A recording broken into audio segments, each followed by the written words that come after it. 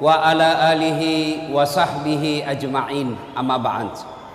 Ma'asyiral muslimin muslimat, Bapak Ibu saudara-saudara sekalian, terkhusus yang kita hormati Wakil Ketua MPR Republik Indonesia Bapak Dr. Haji Mahyudin STMM, yang insya Allah dimuliakan dan dirahmati oleh Allah Subhanahu wa Ta'ala. Tersebutlah kisah ada seorang pemuda lagi berenang-renang di sungai. Dalam keadaan berenang, tiba-tiba ada buah yang mengalir dibawa oleh sungai. Sebuahlah itu buah apel. Dia makan. Begitu dia makan setengah, dia sadar, ini bukan saya yang punya, ini ada orang yang punya, dan saya makan, tidak saya minta izin sama yang punya. Lalu dia ingat hadis Rasulullah, siapa yang memasukkan barang haram ke dalam perutnya, hanya api neraka yang bisa membersihkan perutnya. Dia gelisah, waduh mati saya makan buah haram. Lalu dia telusuri sungai itu, dia cari pohonnya ini. Jalan-jalan menyelusuri sungai, dia dapat pohonnya. Wah, inilah pohonnya buah apel. Lalu dia cari yang punya kebun. Jalan-jalan, dia dapat yang punya kebun. Lalu dia berkata kepada yang punya kebun, ini punya kebun lagi bersihkan kebunnya. Dan dia berkata, Assalamualaikum warahmatullahi wabarakatuh. Wahai tuan. Balik ini yang punya kebun. Waalaikumsalam warahmatullahi wabarakatuh. Tuan, kata Malik bin Ibrahim, ada apa? Saya dapat buah di sungai.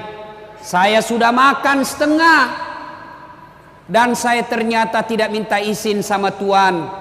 Mohon maaf tuan, saya sudah terlanjur makan yang setengah. Tolong halalkan yang setengah lagi, saya kembalikan ini yang setengah. Kata yang punya kebun, enak betul kau. Kau sudah makan setengah, kau kasih saya sisamu. Tidak mau saya maafkan kau. Tuan, maafkanlah saya. Dia bilang yang punya kebun, baiklah, saya maafkan kamu dengan catatan nikahi anak gadisku. Kalau bahasa Bugis, wak dampange ko tapi pubene anakku. Langsung dia bilang ini cowok Malik bin Hilal, alhamdulillah dapat gadis. Tapi dia bilang ini orang yang punya kebun, yang kau terlalu cepat senang bos. Ini anakku tuli, bisu, buta, lumpuh. Anak gadisku tuli, buta, bisu, lumpuh. Dia bayangkan anakmu, apa enaknya? Dia bilang ya terserah. Kau mau saya halalkan yang kau sudah makan, nikahi anakku. Kau tidak mau nikahi, haram itu yang kau makan, saya tidak halalkan. Gelisah. Pilih cewek buta atau masuk neraka? Dia ingat lagi, tidak ada yang bisa membersihkan kecuali api neraka. Oke, kata anak muda ini Malik bin Ibrahim, baiklah tuan, saya nikahi anakmu. Sudah dinikahkan. Setelah dinikahkan, lalu bapaknya berkata, anak muda, silakan kau jemput istrimu, silakan kau masuk di kamarnya. Jalanlah anak muda ini berpikir, aduh apa enaknya, tuli, bisu, lumpuh. Dia ketuk pintu. Assalamualaikum warahmatullahi wabarakatuh. Selang beberapa saat keluar kedengaran suara perempuan. Waalaikumsalam warahmatullahi wabarakatuh. Kaget. Berarti dia tidak bisu. Karena dia jawab salamku. Berarti dia tidak tuli. Dia dengar salamku. Lalu dia buka pintu. Dia masuk. Lalu dia datang ini perempuan.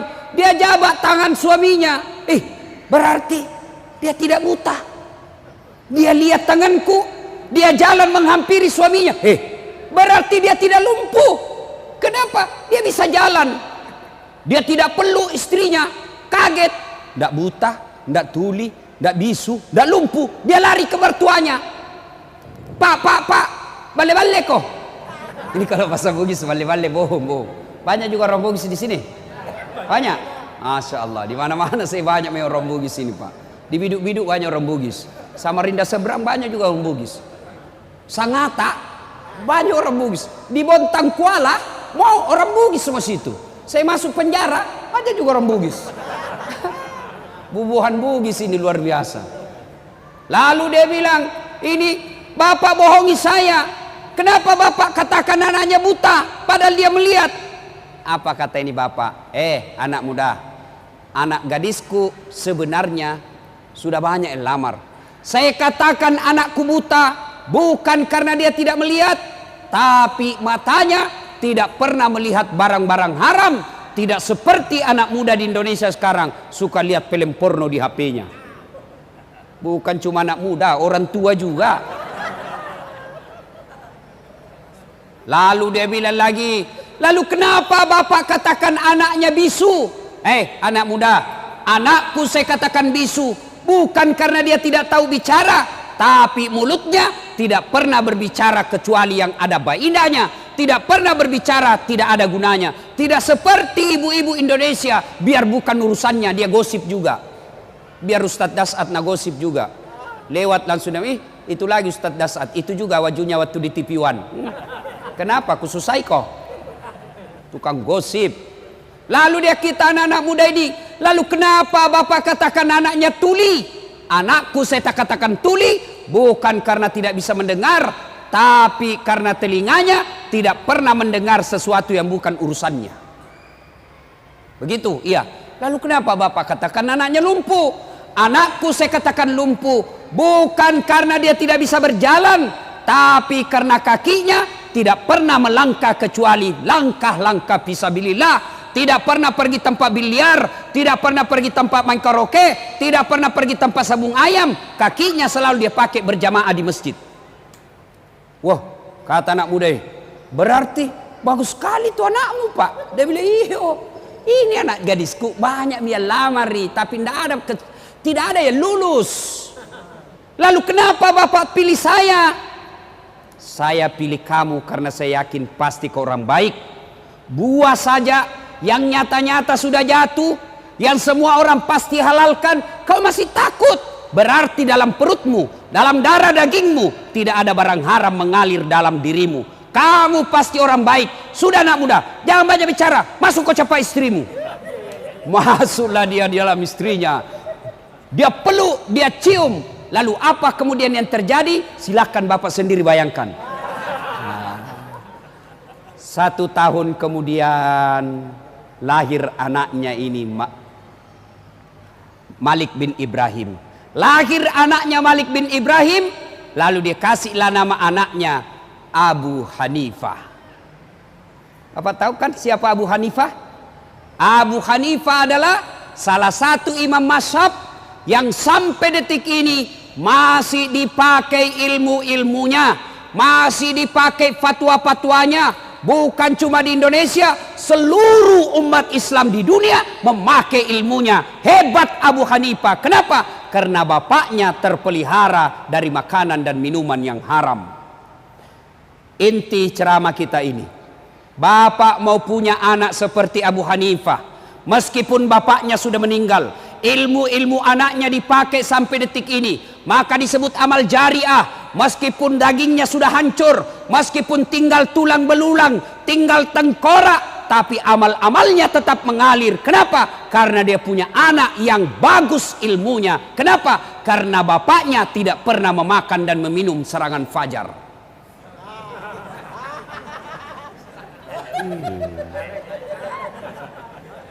Diajak sosialisasi, ayo sosialisasi. Apa dia bilang?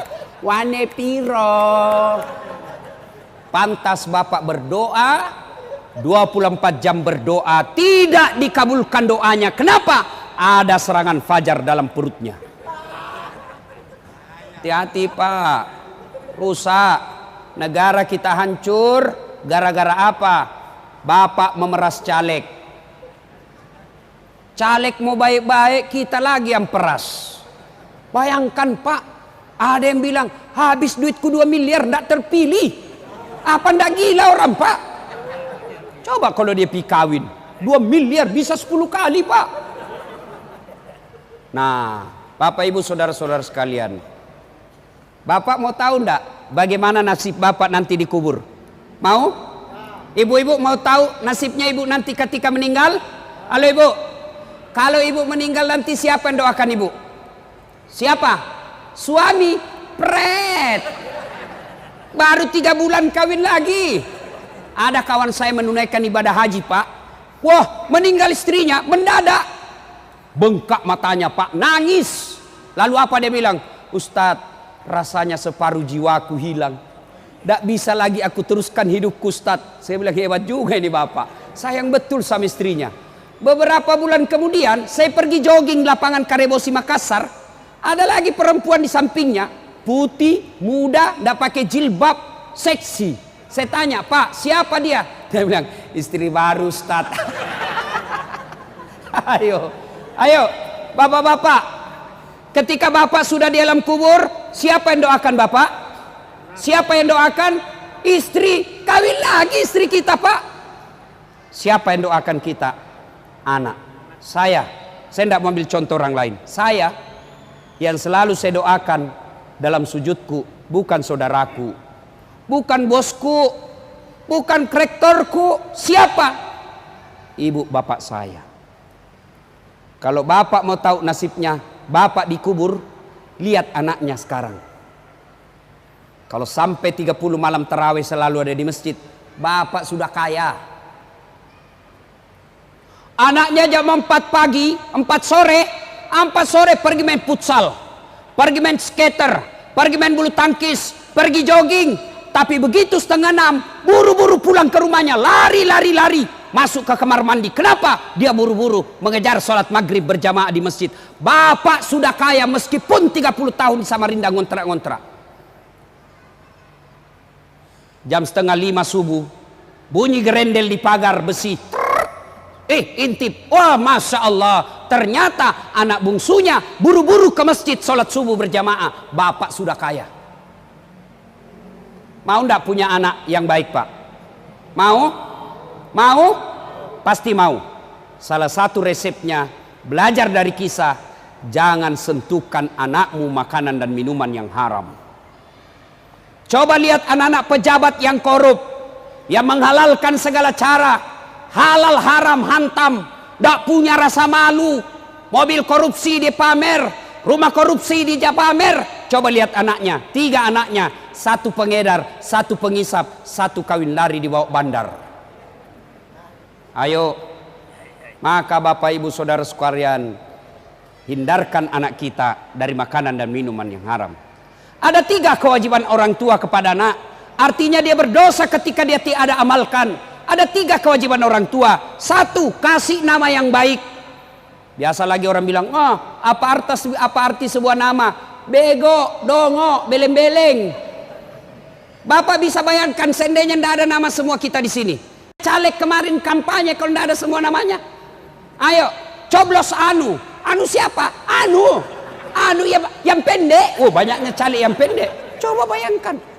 Dari nama, Bapak sebut nama orang, minimal saya 2 tahu. Apa? Agama dan sukunya. Begitu Bapak nama sebut Abdurrahman, 99% pasti Muslim.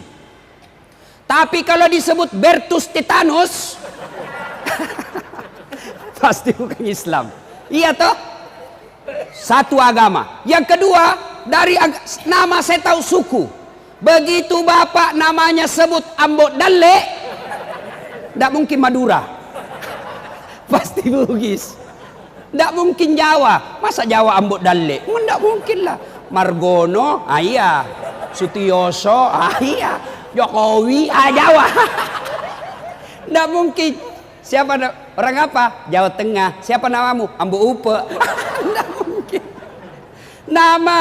Yang kedua, kewajiban orang tua, beri makan. Yang ketiga, didik. Dari 3 kewajiban orang tua, sayang 1000 sayang. Kita terlalu bingung dengan makannya anak tak. Kita terlalu cemas dengan perut anak kita. Padahal tidak ada orang yang mati gara-gara kelaparan. Masya Allah, Samarinda, tolong tunjukkan saya ada orang yang wafat, meninggal dunia di Samarinda karena kelaparan. Tolong tunjukkan saya. Tidak mungkin. Ingat Ibrahim alaihissalam diperintah untuk dakwah. Wahai Ibrahim, kau pergi dakwah. Kata Ibrahim, siapa yang ngurus anak saya? Gimana makannya anak saya? Allah berfirman, pecahkan itu batu di depanmu. Dipecahkan. Apa maksudnya? Pecahkan lagi. Kampak lagi 2 kali. Kampak sampai 3 kali. Pecah. Ibrahim alaihissalam mendapati ulat. Tahu ulat, Pak? Tahu ulat? Ulat. Lalu Allah berkata, Ibrahim, kau lihat itu ulat. Tidak ada tangannya, tidak ada kakinya, kulitnya sangat halus, batu yang sangat keras. Dia bisa hidup dalam batu yang sangat keras. Siapa yang jamin rezekinya? Saya Tuhanmu yang maha kaya. Jangan kau cemas soal perutnya, saya yang punya urusan.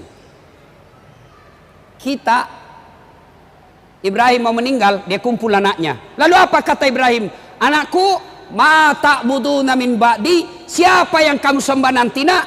Itu Ibrahim. Kalau kita, nak, ma ta'kuluna min ba'di, apa kau makan nanti, cong? Jangan pikir. Pak, ibu, bapak-bapak, saya tanya, tahu cicak? Tahu cicak, Pak? Bapak-bapak tahu cicak? Apa dia makan cicak? Hah? Nyamuk. Masuk akal enggak? Satu di dinding, satu terbang. Di mana ketemu? Enggak ada terminalnya. Tapi kata lagu kita waktu kecil, cicak-cicak di dinding, diam-diam merayap. Diam-diam merayap. Datang seekor nyamuk. Nyamuk yang datang. Tidak dibilang lagu, cicak lompat ke nyamuk. Wah, setengah mati kasihan cicak. Coba. Maka Bapak Ibu sekalian, Ramadan Allah hadirkan. Untuk apa? Melatih umat Islam agar jangan kau kasih makan barang haram anakmu. Ramadan 1 bulan. Begitu pentingnya kita memelihara diri. Begitu pentingnya kita memelihara perut dari makanan haram. Allah hadirkan 1 bulan untuk apa? Latihan kau jangan makanan haram. Ramadan, jangankan yang haram, yang halal saja kita tahan. Contoh, air kelapa. Halal atau haram? Air kelapa, halal atau haram? Halal. Tapi jangan kau coba-coba jam 3 sore Ramadan. Offside kau, bos. Ayo, nasi halal atau haram? Halal. Tapi siang hari bulan Ramadan jangan coba. Alhamdulillah, kalau kita mampu berhasil melewati Ramadan, tapi yang lebih penting selesai Ramadan terpelihara diri kita dari makanan dan minuman yang haram. Jadi pedagang jangan menghalalkan segala cara. Pedagang dia tulis dagangannya asli padahal palsu. Hati-hati, dia tulis bensin murni padahal dia campur minyak tanah. Begitu ditanya, kenapa kau tulis bensin murni, kau campur minyak tanah? Apa dia bilang? Istriku namanya Murni. Pret. Ayo, hati-hati Pak. Tidak ada orang mati gara-gara isi perut. Tapi yang banyak masuk neraka karena gara isi perut. Kumpul kiri kanan, hartanya dikumpul-kumpul, menghalalkan segala cara, ternyata meninggal. Harta yang ditinggalkan diperebutkan oleh anaknya. Bagus kalau untuk sedekah, tapi dia pakai berjudi dan narkoba. Pada akhirnya Rasulullah sallallahu alaihi wasallam suatu saat menuju ke satu tempat. Dalam perjalanan ke tempat tersebut, Nabi melewati pemakaman. Tahu pemakaman, Pak? Kuburan. Lalu Nabi bersabda, langkahkan kakimu dengan cepat. Orang Bugis bilang, ma peri-peri kok. Cepat. Pulang lagi, lewat makam yang sama. Sahabat ingin langkahkan kaki, lalu Nabi bersabda, tidak usah buru-buru, kau santai saja. Bersahabat bertanya, ya Rasulullah, tadi waktu pergi buru-buru, langkah kami cepat-cepat, pulang tidak lagi, ada apa ya Rasul? Nabi menjelaskan, waktu pergi tadi, itu orang yang ada di kubur disiksa. Saya tidak tahan mendengar, saya tidak tega mendengar dia disiksa, maka saya mau jauh-jauh cepat supaya saya tidak dengar dia disiksa. Waktu pulang saya dapat berita Jibril tidak lagi menyiksanya. Saya dapat berita dari Jibril. Kenapa? Allah perintahkan, berhenti kau siksa itu orang tua. Tidak mungkin ku siksa orang tuanya sementara anaknya di dunia lagi membaca Bismillahirrahmanirrahim dengan nama Allah Maha Pengasih dan Maha Penyayang. Masa bapaknya ku siksa, anaknya menyebut saya Maha Pengasih dan Maha Penyayang. Artinya Bapak Ibu saudara-saudara sekalian, yang bisa menolong Bapak ketika Bapak sudah di dalam kubur bukan pangkat jabatan. Yang bisa menolong Bapak ketika sudah di dalam kubur adalah bukan harta kekayaan, tapi apa? Anak yang soleh dan soleha. Maka salah satu cara agar anak kita menjadi soleh dan soleha, pelihara dirinya dari makanan dan minuman yang haram. Alhamdulillah, Bapak subuh ajak anaknya ke masjid. Ajak anaknya ke masjid. Tidak boleh kita biarkan. Jangan sampai kita husuk tarawih, kita husuk berjamaah, kita husuk berjamaah di masjid, anak kita di jalan keluyuran, anak gadis kita dibonceng cowoknya dan kita tidak peduli. Maka demi Allah, orang tua seperti itu sebelum anaknya masuk neraka, ku ampusakum wa akhlikum nara. Orang tuanya dulu masuk neraka, baru anaknya. Auzubillah min zalik. Semoga ada manfaat. Ini saja tausiah kita, mudah-mudahan ada manfaat. Terima kasih kepada yayasan yang memberikan izin buat saya untuk menyampaikan dakwah di tempat ini, dan saya datang sebenarnya di sini karena diundang oleh Pak Mahyudin.